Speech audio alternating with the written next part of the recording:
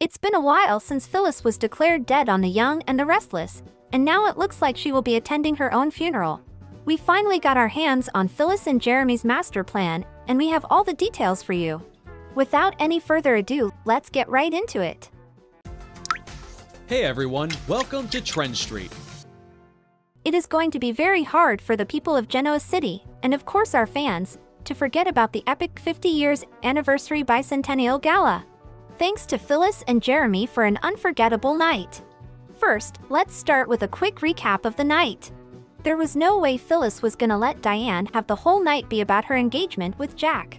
So Phyllis started her plan, and she and Diane finally got into a much-awaited catfight, which led to Diane strangling her. Soon, in the middle of all the chaos and rants, Phyllis collapsed.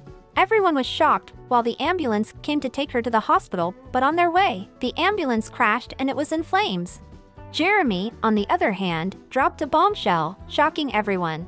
He went there to avenge Phyllis and stand up for her as her husband.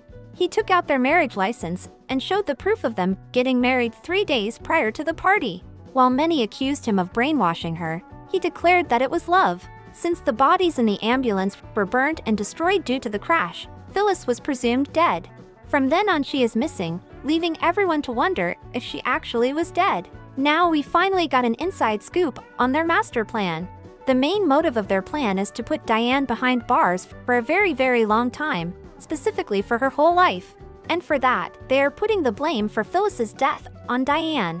According to the spoilers of The Young and the Restless, Phyllis is very much alive and hiding. She talks about her future with Jeremy and all of their schemes. Turns out everything was a part of their plan, from fights to collapsing.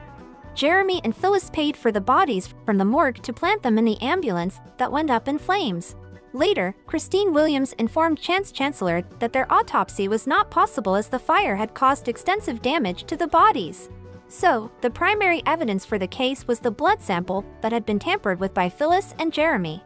Not just that, she even left a hysterical voicemail for Michael Baldwin expressing her fear that Diane might harm her, which was after the catfight that the Abbott family saw. Jeremy finally got to play the role of a grieving husband and blamed Diane for the tragedy in his life. A very clever master plan indeed. Now all the fingers point at Diane. But Diane is not the only one Phyllis is taking revenge on, it's her kids as well. From the moment Diane was back, Summer and Daniel never took their mom's word for it. They had always been opposed to her, to the point of supporting Diane when it came to choosing between the two.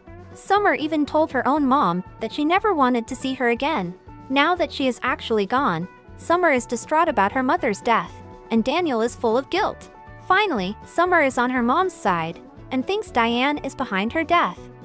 Daniel, on the other hand, is set out for revenge with his now stepfather. He blames Jeremy for his mother's death. He is furious and vows to get revenge against Jeremy.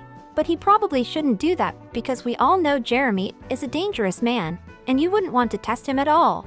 It can even put his life in danger if things go bad for him.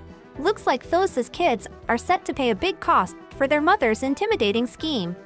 Summer has even started to prepare for her mom's funeral. Meanwhile, Phyllis is seen to be at a motel, ready to leave her kids and everyone behind who didn't care about her when she was alive. Although the current storyline hints that Phyllis will cut ties with Genoa City and everyone in it, spoilers suggest that she won't go away so soon, at least not without celebrating her success. What we expect is that she will be present in her own funeral disguised as someone else. The funeral would mean that she has won. Also, she will get a chance to see who will cry for her. That's not just it. While we all thought Jeremy and Phyllis were doing this together out of pure vengeance, it looks like they are getting a lot more out of it. Phyllis actually gave Jeremy half of her estate to get him to help her. Now that they've got revenge on Diane, and also have the money to start a new life, they have decided to run far away from GC after seeing Diane get arrested. So can Phyllis hide forever? Because the longer she stays here, it is more likely that she'll be spotted. And then, she'll be busted for faking her death to set up the other woman. If she was to be seen, it would be Diane's ticket out. If that happens, it would be awful. Her own kids might even never forgive her. Everything aside, Diane is going to get a taste of her own medicine. Remember, back in the day, she faked her own death too, leaving Nikki neck deep in legal trouble. Now it's her own turn to face legal actions. Sooner or later, Phyllis's truth will come out just like Diane's did. We are really excited to see what will happen to her once the truth is revealed. Will GC come to terms with her return just like they did with Diane's? Or will Phyllis pay a price for her deceits? Share your opinions with us in the comments below. And as always, keep coming back for the latest spoilers and news on your favorite soap stars.